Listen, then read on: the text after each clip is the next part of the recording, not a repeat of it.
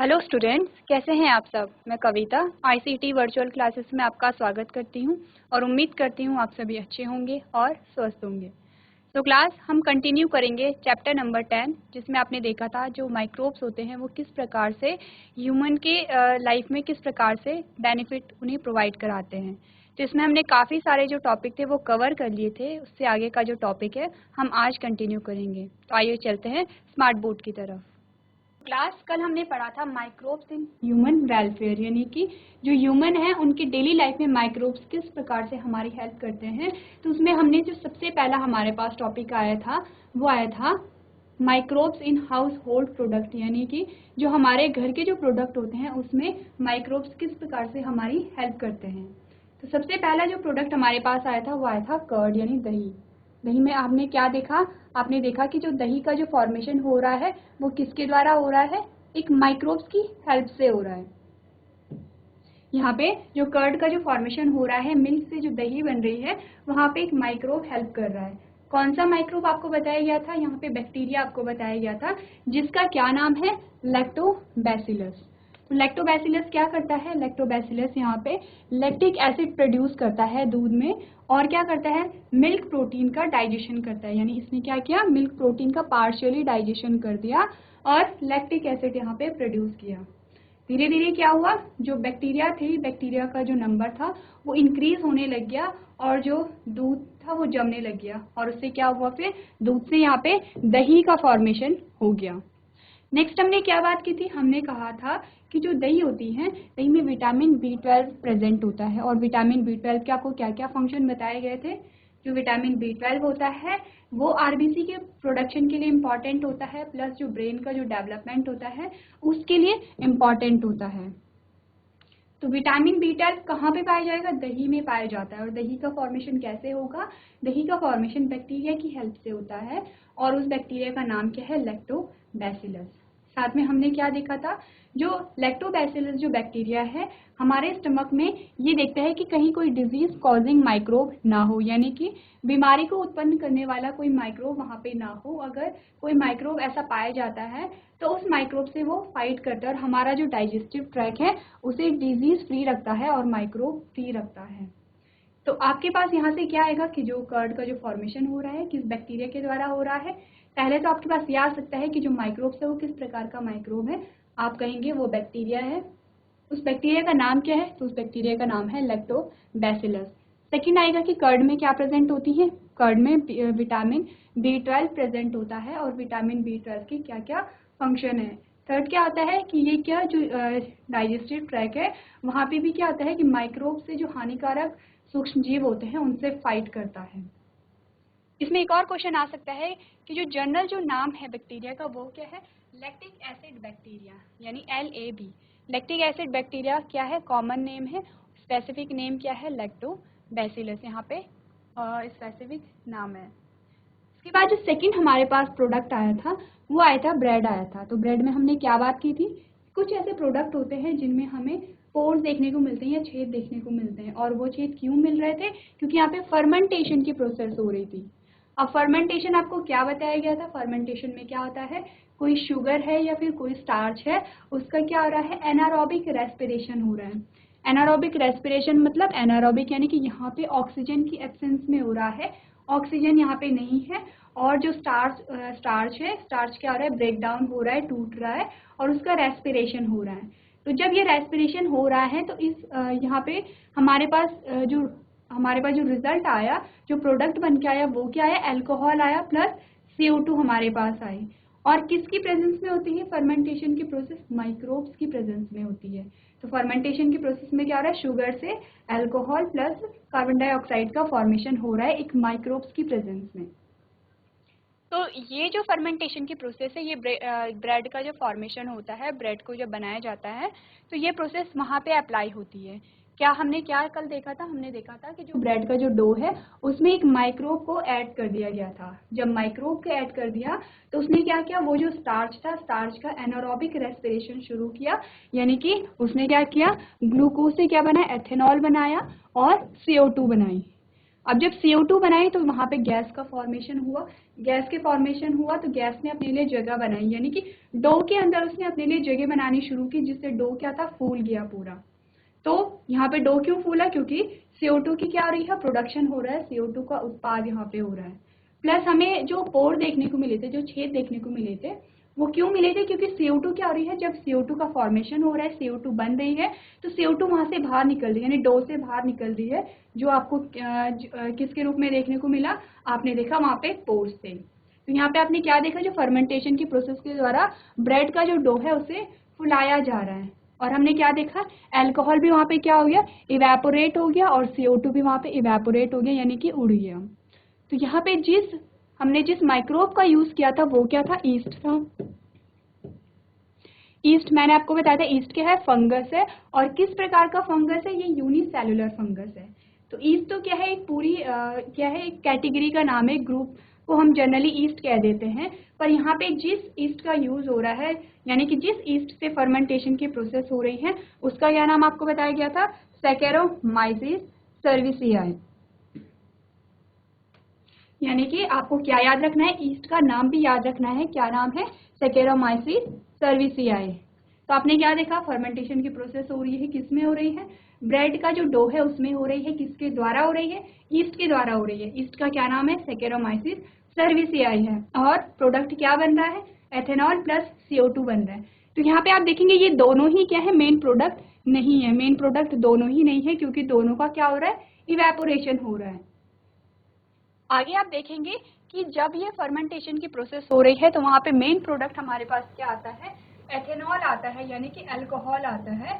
तो वहाँ पे आप देखेंगे कि ये क्या है, मेन प्रोडक्ट है। पर यहाँ पे क्या है, इस प्रोसेस में मेन प्रोडक्ट हमारा क्या है, कि जो डो है, डो का फूलना ही क्या है, मेन रिजल्ट हमारे पास आता है। तो ये क्या था, ये सेकेंड प्रोडक्ट था हमारे, जो घर में जिसमें जो सूक्ष्म जीव होते हैं या माइक्रोब्स होते हैं वो हेल्प करते हैं।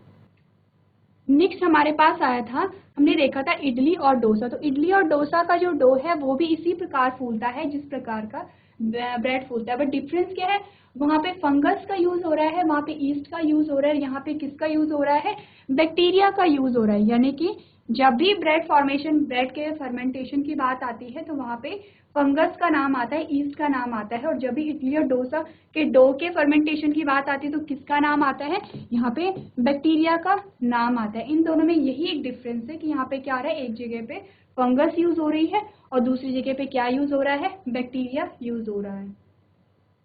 इसके बाद जो नेक्स्ट हमारे पास आया था वो आया था चीज। अब चीज में आपने क्या देखा, दो प्रकार की चीज आपको यहाँ पे दिखाई दे रहे हैं। एक तो आपको स्विस चीज दिखाई दे रहा है, स्विस चीज कौन सा है, ये वाला है। और एक आपको रॉकफोर्ट चीज दिखाई दे रहा है, वो ये वाला है।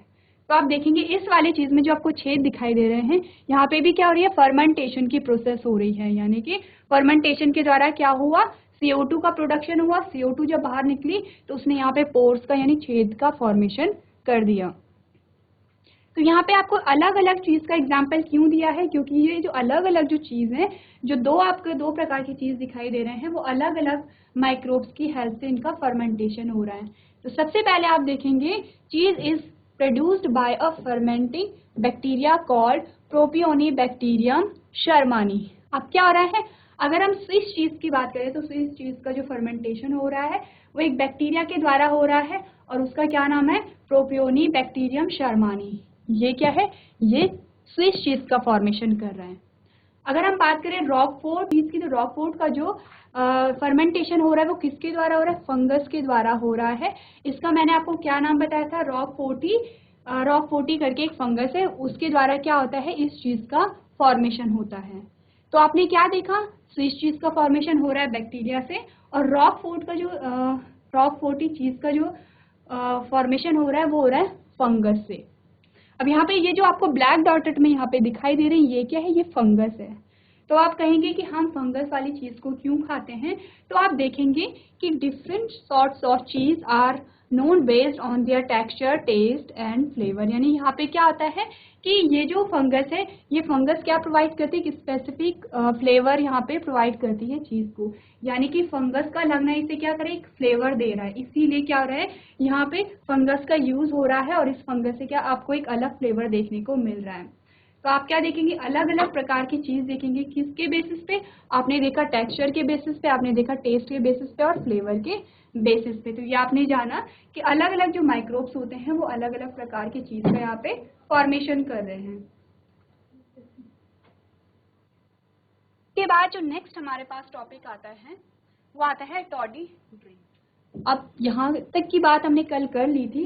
ये जो टॉडी ड्रिंक है ये क्या है, हमारा नेक्स्ट प्रोडक्ट है जो कि हम क्या करते हैं, यूज करते हैं। तो टॉडी ड्रिंक क्या है, तो आप पढ़ेंगे the toddy is a freshing traditional drink in some parts of South India. यानी कि जो टॉडी ड्रिंक है वो साउथ इंडिया की एक ड्रिंक है, साउथ इंडिया में उसे पिया जाता है। तो यहाँ पे क्या आ रहा है, the toddy is prepared by the fermentation process of coconut water and SAP of palm trees. तो जो टॉडी ड्रिंक है उसे भी फर्मेंटेशन के द्वारा प्रिपेयर किया जा रहा है। और कहाँ से जो कोकोनट का जो वाटर है और जो पाम ट्री का जो सैप है, यानी कोकोनट के वाटर और पाम ट्री के सैप का क्या हो रहा है, यहाँ पे फर्मेंटेशन हो रहा है। जैसे कि आप यहाँ पे देखेंगे, यहाँ से क्या निकाला जा रहा है, कोकोनट वाटर यहाँ से निकाला जाएगा या फिर पाम ट्री का सैप यहाँ से निकाला जाएगा और उसका फिर क्या होगा, फर्मेंटेशन होगा। फर्मेंटेशन के थ्रू फिर क्या होगा, आप देखेंगे toddy can be heated to produce a jaggery और अ पाम शुगर।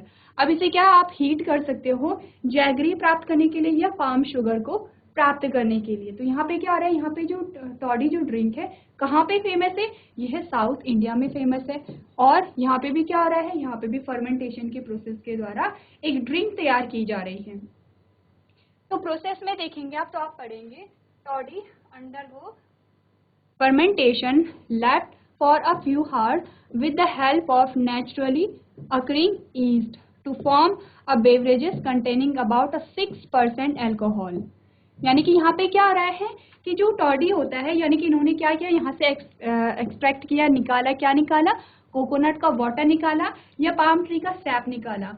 उसे क्या कर दिया, कुछ घंटे तक उसे छोड़ दिया और वहाँ पे क्या प्रेजेंट था, ईस्ट प्रेजेंट था। ईस्ट यानी कि ईस्ट क्या है, फंगस है। ईस्ट वहाँ पे प्रेजेंट था, वहाँ पे फर्मेंटेशन की प्रोसेस हुई और उसमें क्या हुआ, जो 6% वहाँ पे क्या बना, अल्कोहल वहाँ पे बना।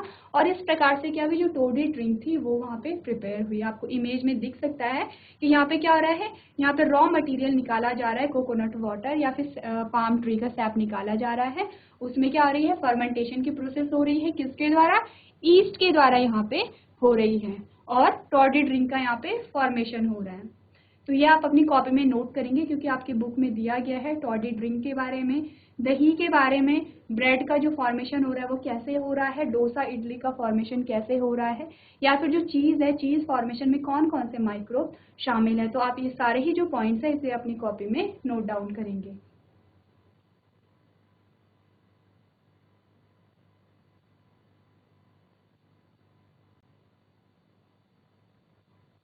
चलिए, ये तो हमने पढ़ा कि जो हमारे घरों में जो प्रोडक्ट होते हैं उनके फॉर्मेशन में माइक्रोब्स किस प्रकार हेल्प करते हैं। यानी अभी तक हमने जिन भी प्रोडक्ट की बात की वो कैसे थे, वो हमारे घरों में प्रेजेंट थे, यानी हम उन्हें घरों में बना रहे थे। ये क्या था, हमारे जो चैप्टर था, चैप्टर का फर्स्ट पार्ट था जिसमें आपने देखा कि घरों में जो भी प्रोडक्ट बन रहे हैं, जो भी उत्पादन हो रहा है, उसके उत्पादन में जो माइक्रोब्स होते हैं वो किस प्रकार से अपनी हेल्प प्रोवाइड कराते हैं, किस प्रकार से हमारी मदद करते हैं। तो इसके बाद नेक्स्ट जो हमारे पास आता है वो आता है इंडस्ट्रियल प्रोडक्ट। अब इंडस्ट्रियल प्रोडक्ट में क्या आता है, अब ये लार्ज अमाउंट पे यानी कि लार्ज स्केल पे हम देखेंगे कि इंडस्ट्री में जो जो प्रोडक्ट बनते हैं वो किस प्रकार से माइक्रोब्स उनमें अपनी हेल्प प्रोवाइड कराते हैं। तो आप देखेंगे for industrial scale production micro organisms are grown in a fermenters. अब फर्मेंटर्स क्या होते हैं वो हम आगे देखेंगे। Many alcoholic beverages, antibiotics and chemicals are produced for the commercial process. अब यहाँ पे क्या बताया जा रहा है कि जो इंडस्ट्रियल जो प्रोडक्ट होते हैं उसमें क्या क्या शामिल होते हैं। सबसे पहले हम देखेंगे फर्मेंटेड बेवरेजेस। जो सबसे पहला हमारे पास आएगा वो आएगा फर्मेंटेड बेवरेजेस। इसके बाद जो सेकंड हमारे पास आएगा यानी बी जो हमारे पास आएगा, हम वहाँ पे किसके बारे में पढ़ेंगे, एंटीबायोटिक के बारे में।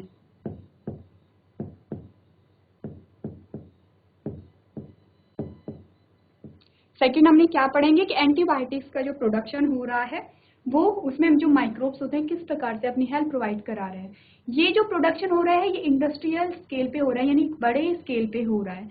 जैसे कि आपने जब फर्मेंटेड बेवरेजेस की बात की थी तो यहाँ पे अल्कोहल का फॉर्मेशन होगा। अल्कोहल का फॉर्मेशन आपने ब्रेड में भी देखा, जहाँ जहाँ पे जो फर्मेंटेशन हो रही है वहाँ पे भी देखा, पर वो क्या हो रहा है, बहुत कम अमाउंट में हो रहा है। इतना कम अमाउंट है कि वो वॉलेटाइल हो जा रहा है, यानी उड़ जा रहा है, और उसका वहाँ पे क्या हो रहा है, स्टोरेज हम नहीं कर रहे हैं।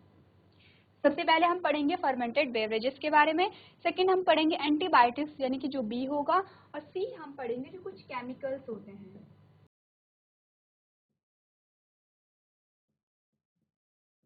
कुछ केमिकल्स के बारे में हम पढ़ेंगे। तो इंडस्ट्रियल प्रोडक्ट में हमारे पास कितने पार्ट आए, 3 आए, फर्मेंटेड बेवरेजेस, सेकंड आया एंटीबायोटिक्स, और थर्ड आया केमिकल।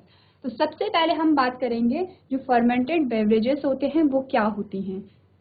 तो यहाँ पे हम देखेंगे कि यहाँ पे क्या आ रहा है, बेसिकली यहाँ पे अल्कोहल का प्रोडक्शन हो रहा है। अल्कोहल का प्रोडक्शन क्या हो रहा है, हमने क्या क्या कुछ ग्लूकोज का सोर्स ले लिया, यानी कि जो भी ग्लूकोज है, अब ग्लूकोज का सोर्स क्या हो सकता है, कुछ अनाज हो सकते हैं या फ्रूट हो सकते हैं, जहाँ से भी हमें ग्लूकोज मिल रहा है या फिर हमें स्टार्च मिल रहा है, तो वो हम सोर्स ले सकते हैं। उसके बाद हमने ग्लूकोज का जब सोर्स लिया तो उसमें हमने कोई एक माइक्रोब डाल दिया। तो जब भी फर्मेंटेड यानी फर्मेंटेशन की जब बात आती है तो हम किसका नाम लेंगे, हम लेंगे ईस्ट का। और कौन से ईस्ट का, सैकेरोमाइसिस सर्विसियाई का, यानी कि यहाँ पे, और इसे हम क्या कहते हैं, ब्रीवर्स ईस्ट कहते हैं, क्योंकि क्या हो रहा है, बेवरेजेस का फॉर्मेशन कर रहा है ये ईस्ट। तो यहाँ पे भी क्या यूज हो रहा है, सैकेरोमाइसिस सर्विसियाई यूज हो रहा है। ये क्या है, एक फंगस है। कौन सा फंगस है, जिसे हम ईस्ट कहते हैं। तो हमने क्या किया कि कोई भी हमने स्टार्च का सोर्स ले लिया, कोई भी हमने ग्लूकोज का सोर्स ले लिया, उसमें हमने क्या किया, हमने उसमें ईस्ट को ऐड कर दिया। कौन से ईस्ट को, सैकेरोमाइसिस सर्विसियाई को। उसके बाद हमने क्या किया कि यहाँ पे जब फर्मेंटेशन की प्रोसेस हुई तो फर्मेंटेशन की प्रोसेस के थ्रू क्या बना, अल्कोहल और CO2 यहाँ पे बन रहा है। तो आप पढ़ेंगे saccharomyces cerevisiae has been used since the ancient times for the production of alcohol beverages from malted cereals and fruit juice. यानी यहाँ पे क्या आ रहा है कि जो ये ईस्ट है, ईस्ट को बहुत पहले से यूज किया जा रहा है अल्कोहल के फॉर्मेशन के लिए। अब यहाँ पे आपको सीरियल्स और फ्रूट का एग्जांपल दिया है। ये क्या है, ये है सोर्स ऑफ ग्लूकोज या फिर स्टार्च। हम कोई भी सोर्स ले सकते हैं ग्लूकोज का या फिर स्टार्च का। तो यहाँ पे जो हमारे पास मेन जो हमारे पास प्रोडक्ट आया वो क्या है, अल्कोहल आया।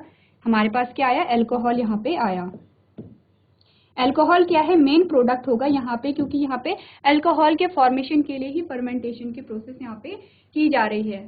तो नेक्स्ट आप देखेंगे कि depending on the raw material and a fermentation process use various kind of beverages are produce. यानी अलग अलग प्रकार के जो बेवरेजेस होते हैं वो यहाँ पे प्रोड्यूस होते हैं अलग अलग फर्मेंटेशन की प्रोसेस के थ्रू। तो अब यहाँ पे क्या होता है कि जब यहाँ पे क्या हो रहा है, अल्कोहल का फॉर्मेशन हो रहा है ईस्ट के द्वारा। तो यहाँ पे जब 13% यहाँ पे अल्कोहल का फॉर्मेशन हुआ, यानी कि यहाँ पे क्या हुआ, जो अल्कोहल बनी वो 13% बनी। जब 13% बनी तो यहाँ पे क्या होता है, जो ईस्ट होते हैं, ईस्ट इसे टॉलरेट नहीं कर पाते हैं अल्कोहल को, और उनकी डेथ होने लगती है। वैसे तो जो ईस्ट की जो डेथ होती है वो इससे कम अमाउंट पे हो जाती है, यानी कि 8 या 9% अगर अल्कोहल जमा हो जाता है तो तभी क्या होते हैं, ईस्ट मरने लगते हैं। बट आप क्या करेंगे, आप 13% को लेके चलेंगे कि जब भी 13% अल्कोहल वहाँ पे इकट्ठा होगा तो ईस्ट क्या होंगे, वहाँ पे उनकी डेथ हो जाएगी। तो यहाँ पे क्या हुआ, जो ईस्ट यहाँ पे क्या हो रहे हैं, डेथ हो जा रही है, और हमारे पास जो कंसंट्रेशन आ रही है वो 13% आ रही है। तो क्या होगा यदि किसी को इससे ज़्यादा कंसंट्रेशन चाहिए अल्कोहल की। आप देखते हो कि आपने अलग अलग प्रकार के अल्कोहल देखे होंगे जिनमें जो अल्कोहल का जो कंसंट्रेशन होता है किसी में कम होता है, किसी में ज़्यादा होता है। तो यहाँ पे क्या होता है, अल्कोहल की कंसंट्रेशन को बढ़ाने के लिए यहाँ पे एक और प्रोसेस आती है जिसे हमने क्या कहा, डिस्टिलेशन कहा। क्या होगा, जो अल्कोहल होगा उसका जो प्रोडक्शन हो रहा है कितना हो रहा है, 13% हो रहा है ईस्ट के द्वारा।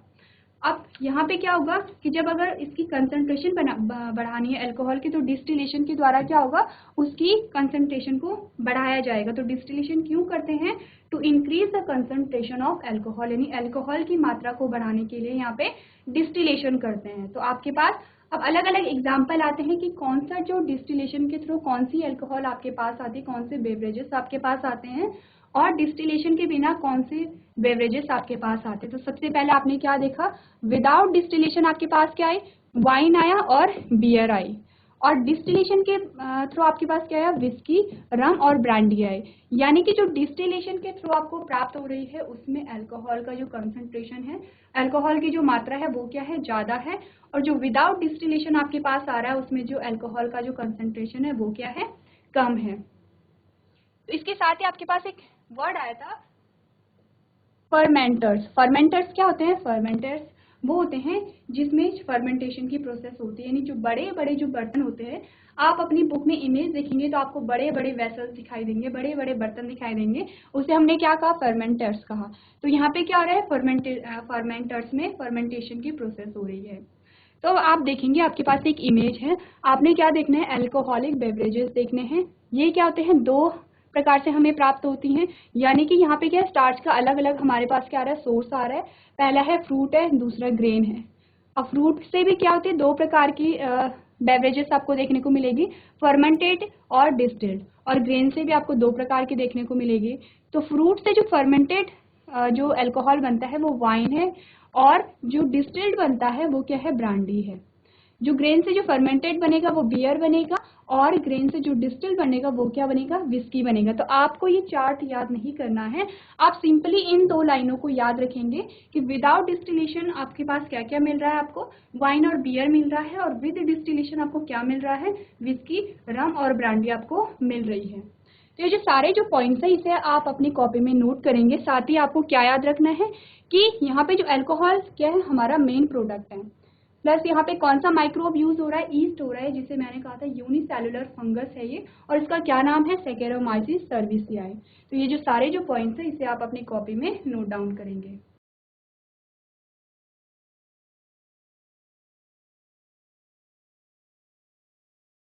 चलिए, ये तो आपने पढ़ा जो फर्मेंटेड बेवरेजेस होते हैं वो कैसे कैसे इनका फॉर्मेशन होता है। सेकेंड जो हमारे पास आता है वो आता है एंटीबायोटिक्स। अब एंटीबायोटिक्स में क्या हम पढ़ेंगे, एंटीबायोटिक्स जो हैं जितनी भी डिस्कवरी हुई हैं उनमें से जो एंटीबायोटिक्स की जो डिस्कवरी है वो बहुत बड़ी है। यानी कि आप देखते हो कि जब भी आपको कोई भी जैसे फीवर हो गया, कोल्ड हो गया, या फिर कोई भी आपको क्या होती है, कोई भी रोग होता है तो हम क्या एंटीबायोटिक्स का यूज़ करते हैं। तो आज के टाइम पे हम जान सकते हैं कि एंटीबायोटिक्स कितनी इम्पॉर्टेंट है मेडिकल फील्ड में। तो एंटीबायोटिक्स की जो डिस्कवरी है ये बहुत बड़ी डिस्कवरी है। तो आप पढ़ेंगे the first antibiotic produced was penicillin. यानी कि सबसे पहले जो एंटीबायोटिक प्रोड्यूस हुई थी उसका क्या नाम है, पेनिसिलिन है। तो अब हम पेनिसिलिन के बारे में जानने से पहले सबसे पहले हम देखेंगे पेनिसिलिन की जो डिस्कवरी थी वो किस प्रकार हुई थी। तो हम देखेंगे it was discovered from the fungus Penicillium notatum. अब ये जो पेनिसिलिन जो एंटीबायोटिक्स थी ये कहाँ से हमें प्राप्त हुई, एक फंगस से प्राप्त हुई। फंगस यानी फफूंद। अब उस फफूंद का क्या नाम था, पेनिसिलियम नोटेटम। जैसे कि नाम ही इंडिकेट कर रहा है, पेनिसिलियम नोटेटम से क्या बना, पेनिसिलिन बना। अब ये डिस्कवर किसने किया, ये डिस्कवर किया अलेक्जेंडर फ्लेमिंग ने। यानी कि अभी तक आपने क्या देखा, आपने देखा जो सबसे पहली जो एंटीबायोटिक्स है उसका क्या नाम है, पेनिसिलिन है। और पेनिसिलिन को कहाँ से डिस्कवर किया गया, कहाँ से उसे खोजा गया, इसे एक फंगस से खोजा गया जिसका क्या नाम है, पेनिसिलियम नोटेटम है। और किसने इसे डिस्कवर किया था, तो आप नाम याद रखेंगे, जो अलेक्जेंडर फ्लेमिंग है उसने इसे खोजा, उसने इसे डिस्कवर किया। तो कैसे डिस्कवर किया, जो अलेक्जेंडर फ्लेमिंग था वो एक बैक्टीरिया पे यूज कर रहा था। कौन से बैक्टीरिया पे, ये है स्टेफाइलोकोकाई बैक्टीरिया। तो स्टेफाइलोकोकाई बैक्टीरिया पे जब अलेक्जेंडर था वो काम कर रहा था तो उसने क्या किया कि जो उस जहाँ पे ये जो बैक्टीरिया था उसने वो जो पेट्री डिश थी वो वहाँ पे सिंक में ऐसे ही छोड़ दी। जब वो अगले दिन आके देखता है तो उसने वहाँ पे देखा कि उस पेट्री डिश में एक फंगस वहाँ पे जमी हुई है। और उसने क्या वहाँ पे नोटिस किया कि जहाँ पे वो फंगस जमी हुई है वहाँ पे क्या है, बैक्टीरिया वहाँ पे नहीं ग्रो हो रहा है। यानी कि जहाँ जहाँ पे वो फंगस है वहाँ पे बैक्टीरिया ग्रो नहीं हो रहा है। तो उसने क्या देखा, फिर उसने देखा कि ये जो फंगस है इस फंगस से हम क्या कर सकते हैं, बैक्टीरिया को किल कर सकते हैं या फिर इसे रिमूव कर सकते हैं। जैसे कि नाम ही इंडिकेट कर रहा है एंटीबायोटिक्स, तो एंटी प्लस बायोटिक्स। अगर हम वैसे इसका मतलब निकालें तो ये क्या है कि जीवन के विरुद्ध है, बट इसका जो मतलब है वो ये नहीं है कि ये जीवन के विरुद्ध है। इसका क्या है, एंटीबायोटिक यानी बैक्टीरिया के विरुद्ध जो मेडिसिन है उसे हम क्या कहेंगे, उसे हम कहेंगे एंटीबायोटिक। तो ये एंटीबायोटिक किससे हमें मिला, ये मिला फंगस से, जिसे हम क्या कहते हैं, पेनिसिलियम नोटेटम कहते हैं। और पेनिसिलियम नोटेटम से क्या हुआ कि जो बैक्टीरिया की जो ग्रोथ थी वो वहीं पे रुक गई। तो यहाँ से पेनिसिलियम नोटेटम से क्या हुआ, एक केमिकल सीक्रेट हुआ जिसे क्या कहा गया, जिसे एंटीबायोटिक कहा गया। तो अभी तक जब अलेक्जेंडर फ्लेमिंग ने क्या किया था, जब उसने डिस्कवर किया था कि एक जो एंटीबायोटिक उसने डिस्कवर कर ली थी, बट उसका जो फुल पोटेंशियल था, यानी उसे ये नहीं पता था कि इस एंटीबायोटिक से क्या क्या किया जा सकता है, मेडिकल फील्ड में इसका कितना योगदान है।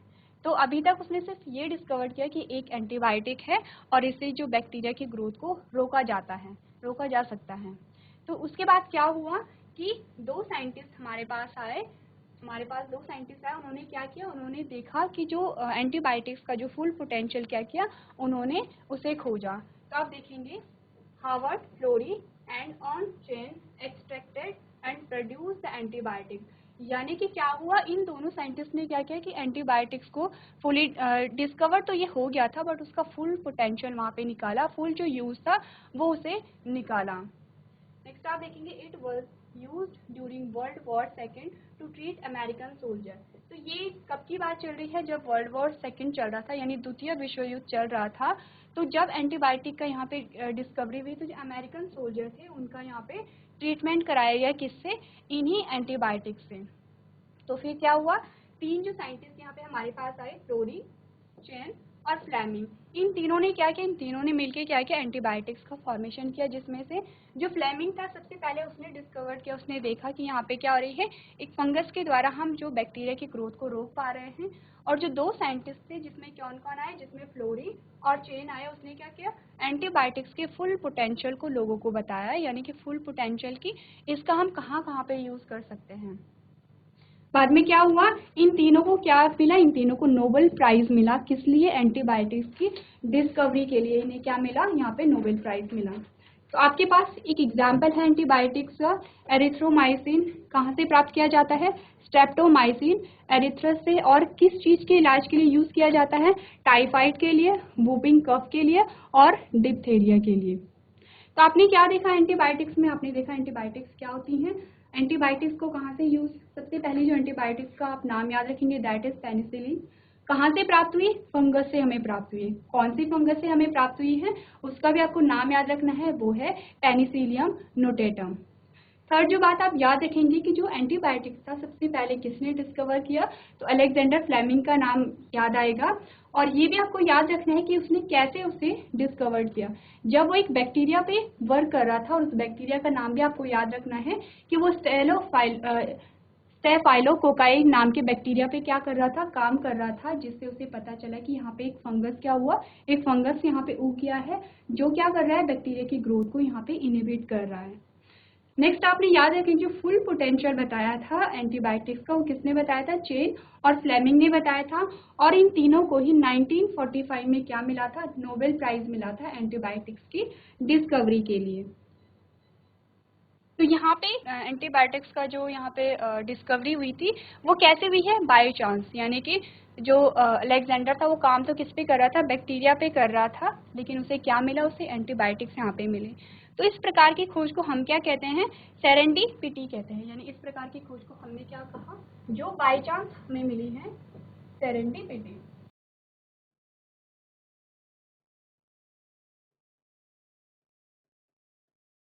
सेरेंडिपिटी क्या है कि जो भी खोजें बाय चांस होती हैं, जैसे कि पहले तो कुछ ऐसी खोजें होती हैं जिसे हम क्या करते हैं, जिसे हम पर्टिकुलरली उसी पे बेस्ड होता है कि हमने ये खोज करनी है। बट यहाँ पे जो एंटीबायोटिक्स की जो खोज हुई थी वो बाय चांस हो गई थी, और ऐसी खोजें जो बाय चांस हो जाती हैं उन्हें हम क्या कहते हैं, सेरेंडिपिटी कहते हैं। तो आप क्या नोट करेंगे, एंटीबायोटिक्स के बारे में आपने जो भी यहाँ पे बताया गया है, सारे ही पॉइंट्स आप अपनी कॉपी में नोट करेंगे।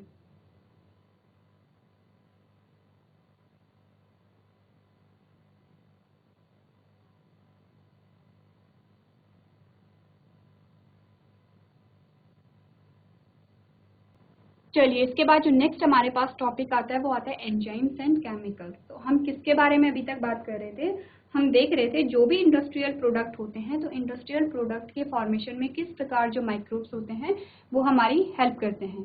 जिसमें सबसे पहले आपने क्या देखा, जो अल्कोहल का जो फॉर्मेशन हो रहा है वो किस प्रकार हो रहा है। सेकेंड हमने देखा कि जो एंटीबायोटिक्स होती हैं उनका जो फॉर्मेशन है वो किस प्रकार हुआ, किस प्रकार से माइक्रोब्स के द्वारा एंटीबायोटिक्स का यहाँ पे निर्माण हुआ। अब हम पढ़ेंगे केमिकल्स के बारे में। यहाँ पे सबसे पहले हम केमिकल्स पढ़ेंगे, उसके बाद हम देखेंगे एंजाइम्स के बारे में।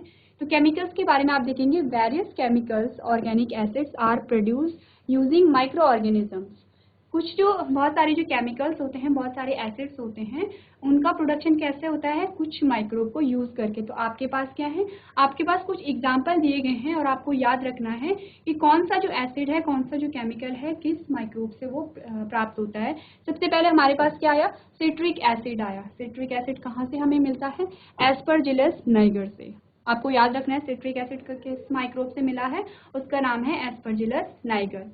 सेकेंड हमें मिलता है एसिटिक एसिड, जो हमें किससे मिलता है, एसिटोबैक्टर एसिटाई से। थर्ड हमारे पास क्या आया, लैक्टिक एसिड आया। लैक्टिक एसिड हमें कहाँ से मिलता है, लैक्टोबैसिलस से। इसके बारे में हम पढ़ चुके हैं कि जो लैक्टोबैसिलस होता है उसी से क्या होता है, दूध से दही का फॉर्मेशन हो रहा था। नेक्स्ट हमारे पास आता है ब्यूटाइलिक एसिड, और ये हमें कहाँ से मिलता है, क्लोस्ट्रीडियम ब्यूटाइलिकम, ये हमें इससे मिलता है। और लास्ट हमारे पास क्या है, एथेनॉल आया। एथेनॉल हमें कहाँ से मिलता है, सैकेरोमाइसीस सर्विसियाई से। तो यहाँ पे जो एथेनॉल है ये क्या है, ये एसिड नहीं है, ये क्या है, ये अल्कोहल है। बट आपकी बुक में यहाँ पे दिया हुआ है, तो इसलिए आपको ये भी याद रखना है कि जो एथेनॉल है वो कहाँ से हमें मिल रहा है। ये क्या है, ये जो माइक्रोब्स है ये फंजाई है, और ये जो तीन आपको देखने को मिल रहे हैं ये क्या है, ये बैक्टीरिया है। यानी कि सबसे जो सिट्रिक एसिड हमें प्राप्त हो रहा है, सिट्रिक एसिड कहाँ से मिल रहा है, फंजाई से मिल रहा है। एसिटिक एसिड, लैक्टिक एसिड और ब्यूटाइलिक एसिड हमें कहाँ से मिल रहा है, बैक्टीरिया से हमें मिल रहा है। थर्ड हमने एथेनॉल की बात की थी। एथेनॉल क्या है, अल्कोहल है यहाँ पे, और कहाँ से मिल रहा है, ये भी हमें फंजाई से मिल रहा है, जिसका क्या नाम है, सैकेरोमाइसीस सर्विसियाई। तो ये जो सारे जो एग्जाम्पल है आपकी बुक में दिए गए हैं, आपको ये नोट करना है, प्लस इसे याद भी रखना है कि कौन से माइक्रोब से कौन सा एसिड आपको प्राप्त हुआ है।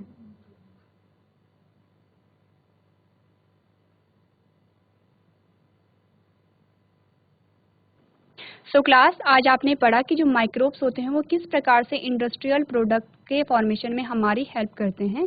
जिसमें आपने सबसे पहले देखा जो अल्कोहल का जो प्रोडक्शन हो रहा है वो किस प्रकार हो रहा है, किस माइक्रोब्स की प्रेजेंस में हो रहा है। सेकेंड आपने देखा जो एंटीबायोटिक्स है, एंटीबायोटिक्स के फॉर्मेशन में कौन सा जो माइक्रोब है वो प्रेजेंट है। लास्ट आपने देखा कि अलग अलग प्रकार के केमिकल्स, अलग अलग प्रकार के जो एसिड्स होते हैं वो हमें अलग अलग प्रकार के माइक्रोब्स से मिलते हैं। तो आज के सेशन में हम इतना ही करेंगे। इससे आगे का जो टॉपिक है हम अगली क्लास में कंटिन्यू करेंगे। अभी तक क्लास में बने रहने के लिए आपका धन्यवाद।